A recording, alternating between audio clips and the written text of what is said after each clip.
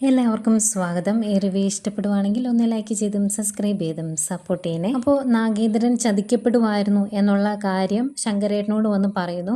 എന്നിട്ട് പറയുന്നുണ്ട്, എനിക്ക് ഇവിടം വിട്ടു പോകാൻ ഭയങ്കര വിഷമമാണ്, എനിക്ക് എൻ്റെ കുടുംബത്തെ വിട്ടു പോകാൻ സാധിക്കില്ല എന്നൊക്കെ പറയുമ്പം ശങ്കരേട്ടൻ ചോദിക്കുന്നുണ്ട്, ആ ഒരു സങ്കടം മനസ്സിൽ കൊണ്ട് നടക്കേണ്ട കാര്യമില്ല. കാരണം ആ കുടുംബത്തിന് നിങ്ങളെ വേണ്ടായിരുന്നല്ലോ, നിങ്ങളുടെ ഭാര്യയ്ക്ക് വേണ്ടിയാണ് ഇത്രയൊക്കെ ചെയ്തത് സാറ്. എന്നിട്ടും ആ സാറിൻ്റെ കൂടെ നിൽക്കാൻ ആ ഭാര്യ തയ്യാറായില്ലെങ്കിൽ പിന്നെ എന്തിനാണ് അവരെ ഓർത്ത് വിഷമിക്കുന്നത് എന്നൊക്കെ ചോദിക്കുന്നു. എന്നിട്ട് അതിൻ്റെ കൂടെ ഒരു ഉപദേശം എന്ന രീതിയിൽ പറയുന്നുണ്ട്, സ്വന്തം ഭാര്യയാണെങ്കിൽ പോലും ഇങ്ങനെ കണ്ണടച്ച് വിശ്വസിക്കരുത്, പെണ്ണുങ്ങളാണ് എന്നുള്ള കാര്യം ഓർക്കണം. പ്രത്യേകിച്ച് സ്വർണത്തിൻ്റെ കാര്യങ്ങളൊക്കെ വരുമ്പോൾ അവരുടെ മനസ്സ് മാറാനുള്ള ചാൻസ് ഉണ്ട്, അതൊക്കെ മുൻകൂട്ടി കാണണമായിരുന്നു എന്നൊക്കെ ശങ്കരേട്ടൻ പറയുന്നു. എന്നിട്ടും ഭയങ്കര വിഷമത്തോടെ ഇരിക്കുവാണ് നാഗേന്ദ്രനെ. എനിക്ക് ഈ കുടുംബം വിട്ട് ഇവിടം വിട്ടു പോകാൻ പറ്റില്ല, എൻ്റെ നിരപരാധിത്വം എനിക്ക് അങ്കിളിനെ അറിയിക്കാൻ സാധിച്ചില്ല, ഒന്ന് അറിയിക്കാൻ സാധിക്കുമായിരുന്നെങ്കിൽ നല്ലതായിരുന്നു എന്നൊക്കെ ഇങ്ങനെ ഇരുന്ന് പറയുന്നത് കേൾക്കുമ്പം ശങ്കരേട്ടൻ പറയുന്നുണ്ട്, ഏതായാലും ഞാൻ മൂർത്തി സാറിനെ ഒന്ന് കാണാം, എൻ്റെ ജോലി പോയാലും കുഴപ്പമില്ല, നിങ്ങൾക്ക് വേണ്ടി ഇത്രയെങ്കിലും ഒന്ന് ചെയ്യണ്ടേ, അങ്ങനെ സത്യം അറിയിക്കാൻ സാധിക്കുവാണെങ്കിൽ അതും ഒരു നന്മയല്ലേ, അതുകൊണ്ട് ഞാൻ ശ്രമിക്കാം എന്ന് പറയുമ്പം നാഗേന്ദ്രൻ ഒത്തിരി നന്ദിയുണ്ട് എന്നൊക്കെ പറയുന്നുണ്ട് ശങ്കരേട്ടനോട്.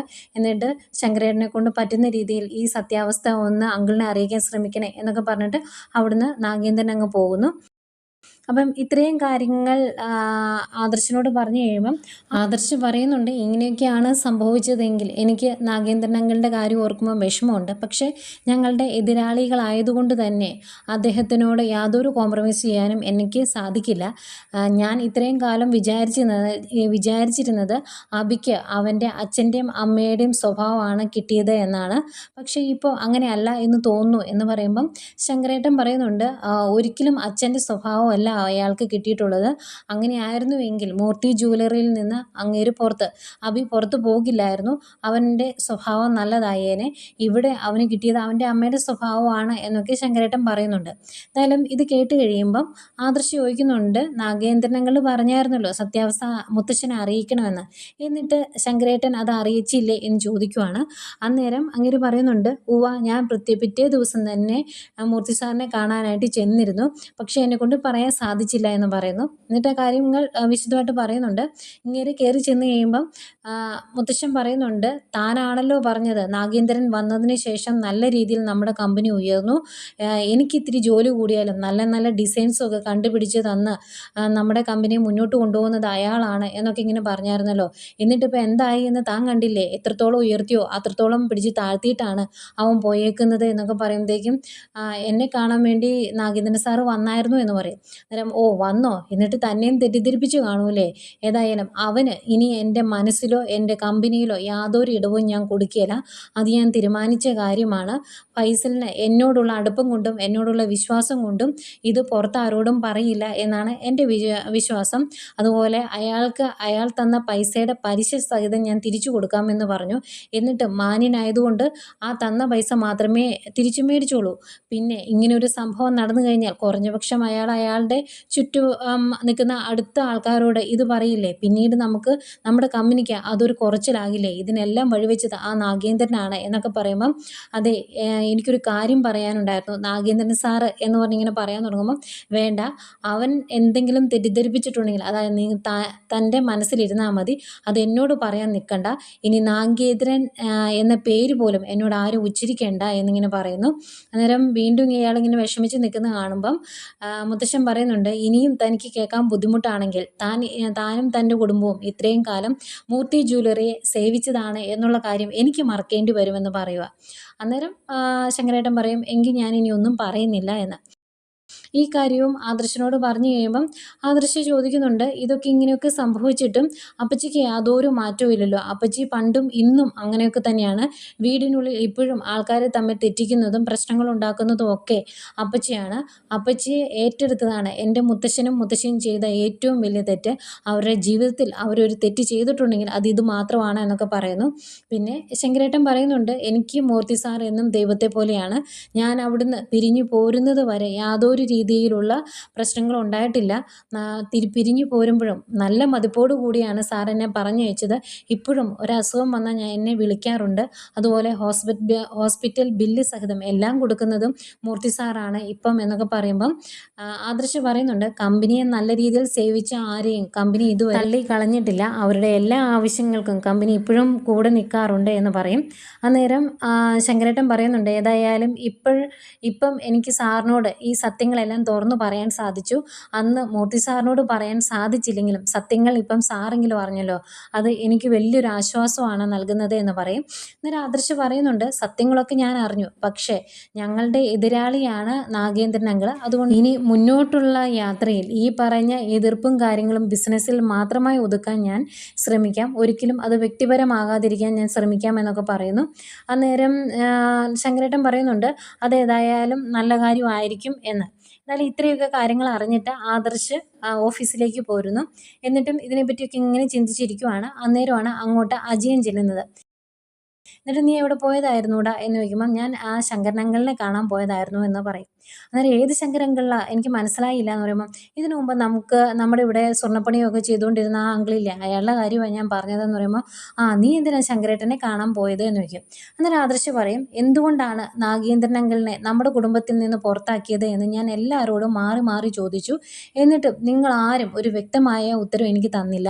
ഇതേ ആവശ്യമായി ഞാൻ എൻ്റെ അമ്മയുടെ അടുത്ത് ചെന്നപ്പോഴാണ് അമ്മ പറഞ്ഞത്, ഈ അന്ന് നടന്ന സംഭവങ്ങളെല്ലാം നല്ല വ്യക്തമായിട്ട് ശങ്കരേട്ടൻ അറിയാം, അതുകൊണ്ട് ശങ്കരേട്ടനോട് ചോദിക്കാൻ. അങ്ങനെയാണ് ഞാൻ അങ്കിളിൻ്റെ അടുത്തേക്ക് ചെന്നത്. അവിടെ ചെന്നപ്പം ഞാൻ കേട്ട കഥയിലെ വില്ലൻ ഒരിക്കലും നാഗേന്ദ്രൻ അങ്കിൾ അല്ല, വേറെ പലരുമാണ്. നമ്മുടെ അപ്പച്ചി സഹിതമുണ്ട്. അപ്പച്ചി ആ സ്വഭാവം ഇപ്പോഴും തുടരുന്നുമുണ്ട് എന്ന് എനിക്ക് മനസ്സിലായി എന്നൊക്കെ പറയുമ്പം അജയൻ പറയുന്നുണ്ട്, നീ ഇതിൻ്റെ പുറകെ ഇനി പോകേണ്ട കാര്യമൊന്നുമില്ല. ഇനി ഇതിൻ്റെ പുറകെ നടക്കുവാണ് എന്ന് അച്ഛൻ അറിഞ്ഞിട്ടുണ്ടെങ്കിൽ അത് വലിയ പ്രശ്നമാകും എന്നൊക്കെ പറയും. അന്നേരം ആദർശ് പറയുന്നുണ്ട്, ഞാനിപ്പം ശങ്കരൻ അങ്കിള് പറഞ്ഞത് കേട്ടു, ആ ഒരു ഭാഗം എനിക്ക് മനസ്സിലായി എന്ന് മാത്രമേ ഉള്ളൂ. പക്ഷേ എനിക്ക് ഇപ്പോഴും പല സംശയങ്ങളും ഉണ്ട്. ആ ഒരു തെറ്റ് ചെയ്തതിൻ്റെ പേരിലാണ് നാഗേന്ദ്രൻ അങ്കിളിനെ ജ്വല്ലറിയിൽ നിന്ന് പുറത്താക്കിയത് എങ്കിൽ കുഴപ്പമില്ല, അത് സ്വാഭാവികമായിട്ടും മുത്തശ്ശൻ ചെയ്യുന്ന കാര്യമാണ്. പക്ഷേ അങ്കിളിനെ വീട്ടിൽ നിന്നും പുറത്താക്കേണ്ട കാര്യമില്ലായിരുന്നു.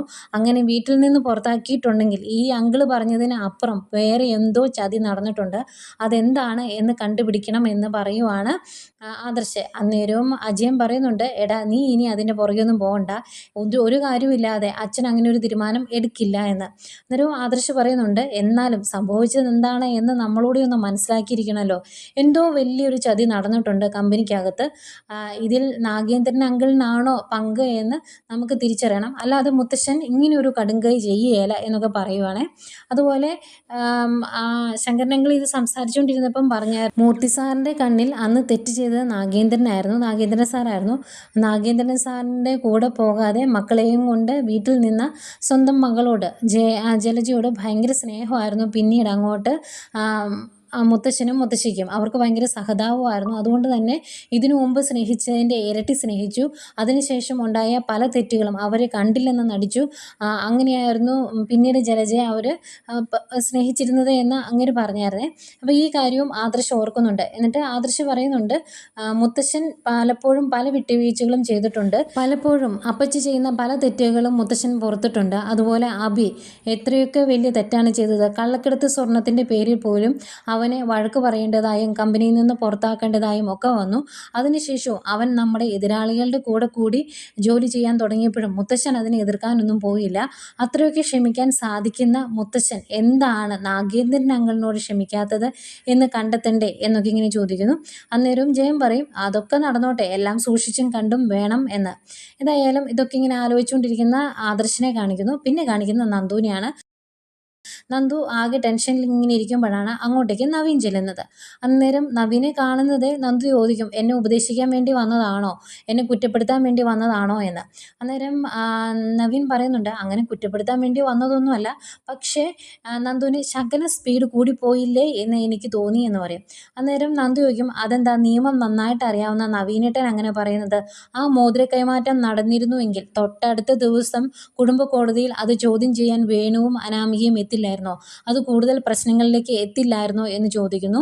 അന്നേരം നവീൻ ചോദിക്കുവാണ്, ഓക്കെ ഞാൻ സമ്മതിച്ചു, ഈ സംഭവങ്ങളെല്ലാം നടന്നത് നിങ്ങൾ രണ്ടുപേരുടെയും കൂടി അറിവോടെയാണോ, മറ്റുള്ളവർ പറയുന്ന പോലെ അങ്ങനെ എന്തെങ്കിലും സംഭവിച്ചിട്ടുണ്ടോ എന്ന് ചോദിക്കുമ്പോൾ, ഇതെന്താ നവീനേട്ടനും ഇങ്ങനെ പറയുന്നത്, അനിയുടെ കാര്യം എനിക്കറിയത്തില്ല, ഞാൻ ഇങ്ങനെയുള്ള വളഞ്ഞ വഴികളൊന്നും സ്വീകരിക്കാറില്ല, ഞാൻ അങ്ങനെയൊന്നും ചെയ്തിട്ടും ഇല്ല എന്ന് പറയുമ്പം നവീൻ പറയുന്നുണ്ട്, എനിക്ക് നന്ദുവിനെ സംശയമൊന്നുമില്ല, നന്ദു ഇത് കൂട്ട് ചീപ്പായിട്ടുള്ള കാര്യങ്ങളൊന്നും ചെയ്യില്ല എന്ന് എനിക്കറിയാം, പക്ഷേ അവൻ അങ്ങനെ പല കാര്യങ്ങളും ചെയ്യും, അതുകൊണ്ട് തന്നെ അവനാണോ ആ അനാമികയും അച്ഛനെയും ഇളക്കി വിട്ടത് എന്ന് എനിക്ക് സംശയമുണ്ട് എന്ന് പറയും. അന്നേരം അതൊന്നും എനിക്കറിയത്തില്ല നവീനേട്ട എന്ന് നന്ദു പറഞ്ഞു കഴിയുമ്പം നവീൻ പറയുവാണ്, അതെന്തെങ്കിലും ആകട്ടെ, ആ വിവാഹ നിശ്ചയം നടക്കാത്തത് കൊണ്ട് എനിക്കും ചെറിയ പരിഭവവും വിഷമമൊക്കെ ഉണ്ട് എന്നത് നേരാണ്. പക്ഷേ ആ കാര്യങ്ങളൊന്നും സംസാരിക്കാനല്ല ഞാൻ ഇങ്ങോട്ട് വന്നത്. വീട്ടിൽ മുത്തശ്ശൻ സംസാരിച്ചതിന് ശേഷം എൻ്റെ അമ്മയ്ക്ക് ചെറിയ മാറ്റങ്ങളൊക്കെ ഉണ്ട്. അതുകൊണ്ട് തന്നെ ഇത്തിരി തൻ്റേടമുള്ള പെൺകുട്ടിയെ ആണെങ്കിലും നീ വിവാഹം കഴിച്ചോ എന്നൊരു ഉത്തരം എനിക്ക് കിട്ടിയിട്ടുണ്ട്. അതുകൊണ്ട് ആ പെൺകുട്ടിയെ കാണാൻ വേണ്ടിയാണ് ഞാൻ ഇങ്ങോട്ട് വന്നത് എന്ന് പറയുമ്പോൾ, അതിനാണോ ഇങ്ങോട്ട് വന്നത്, ഇനിയിപ്പം ഞാനും കൂടെ വന്നോ, അങ്ങനെ എന്തെങ്കിലും സഹായം വേണമെങ്കിൽ ഞാൻ ചെയ്തു തരാം എന്ന് പറയും. അന്നേരം നവീൻ പറയുന്നുണ്ട്, അങ്ങനെ എൻ്റെ കൂടെ കൂട്ടുവരേണ്ട കാര്യമൊന്നുമില്ല, എനിക്കിനി എൻ്റെ മനസ്സിലുള്ള പെൺകുട്ടിയെ കാണാൻ വേണ്ടി എവിടേക്കും പോകേണ്ട കാര്യമില്ല, ആ പെൺകുട്ടിയാണ് എൻ്റെ മുന്നിലിരിക്കുന്നത് എന്ന് പറയുമ്പോഴേക്കും നന്ദുവിന് ഏതാണ്ട് ഷോക്ക് ഏറ്റതുപോലെ ആവുകയെ. അന്നേരം നവീൻ പറയുന്നുണ്ട്, എനിക്ക് പണ്ടേ നിന്നോട് ചെറിയൊരു ആരാധന ഉണ്ടായിരുന്നു കോളേജിൽ പഠിക്കുന്ന സമയത്ത്, പക്ഷേ അതൊരു പ്രണയമായി വളർന്നത് അനിയുടെ കേസുമായി ബന്ധപ്പെട്ട് നമ്മൾ കൂടുതൽ അടുത്ത് ഇടപഴകിയപ്പോഴാണ്. അതുകൊണ്ട് തന്നെ എനിക്ക് നിന്നെ ഒരുപാട് ഇഷ്ടമാണ് എന്നൊക്കെ പറയുമ്പോഴേക്കും ഇങ്ങനെ ആകെ വിഷമിച്ചിരിക്കുവാണ് നന്ദുവെ. അന്നേരം നവീൻ പിന്നെയും അതിൻ്റെ കൂടെ തന്നെ പറയുവാണ്, ഞാൻ ഈ ആഗ്രഹം ഇനി എൻ്റെ വീട്ടിൽ പറയാൻ പോവാണ്, അച്ഛൻ വരും, അച്ഛൻ വന്നിട്ട് തിരിച്ചു പോകുന്നതിന് മുമ്പ് എൻ്റെ വിവാഹം നടത്തണമെന്നാണ് മുത്തശ്ശനും അമ്മയും ഒക്കെ പറയുന്നത്. അതുകൊണ്ട് തന്നെ എൻ്റെ ഇഷ്ടം ഞാൻ നന്ദുവിനോട് തുറന്നു പറഞ്ഞു, ഇനി പറ്റില്ല എന്ന് എന്നോട് പറയരുത്, കാരണം അത്രത്തോളം ഞാൻ നിന്നെ സ്നേഹിക്കുന്നുണ്ട്, ഇനി ഇഷ്ടമല്ല എന്നൊരു മറുപടി എനിക്ക് താങ്ങാൻ സാധിക്കത്തില്ല എന്നൊക്കെ ഇങ്ങനെ പറയുമ്പോഴും ഇങ്ങനെ ആകെ വിഷമിച്ചിരിക്കുവാണേ നന്ദു. അന്നേരം നവീൻ പറയുന്നുണ്ട്, എനിക്കറിയാം, ഞാൻ പലപ്പോഴും നന്ദുവിന് മനസ്സിലാകുന്ന രീതിയിൽ പലപ്പോഴും പല ഹിൻറ്റും തന്ന് നന്ദുവിനോട് സംസാരിച്ചപ്പോഴും നന്ദു എന്നെ തെറ്റിദ്ധരിച്ചില്ല, കാരണം നന്ദു ആ രീതിയിലൊന്നും എന്നെ കണ്ടിട്ടില്ല എന്ന് എനിക്കറിയാം. ഇപ്പം ഇതെല്ലാം തുറന്നു പറഞ്ഞപ്പം ഇത്തിരി ഷോക്കായിട്ടിരിക്കുവാണ് എന്നും എനിക്കറിയാം, അത് ആ മുഖത്ത് കാണാനുണ്ട്. എങ്ങനെയാണെങ്കിലും എന്നെ വേണ്ടാന്ന് പറയരുത്, എനിക്ക് അത്രത്തോളം ഇഷ്ടമാണ് നന്ദുവിനെ എന്നിങ്ങനെ പറയുന്നു. എന്നിട്ട് അതിൻ്റെ കൂടെ നവീൻ പറയുന്നുണ്ട്, ഞാൻ ഈ ഒരു കാര്യം വേറൊരാളോടുകൂടെ പറഞ്ഞിട്ടുണ്ടായിരുന്നു, അനിയോട് എന്ന് പറയുമ്പം ഇങ്ങനെ ആകെ ഞെട്ടി ഇങ്ങനെ ഇരിക്കുന്ന നന്ദുവിനെ കാണിച്ചുകൊണ്ടാണ് ഇന്നത്തെ എപ്പിസോഡ് അവസാനിക്കുന്നത്.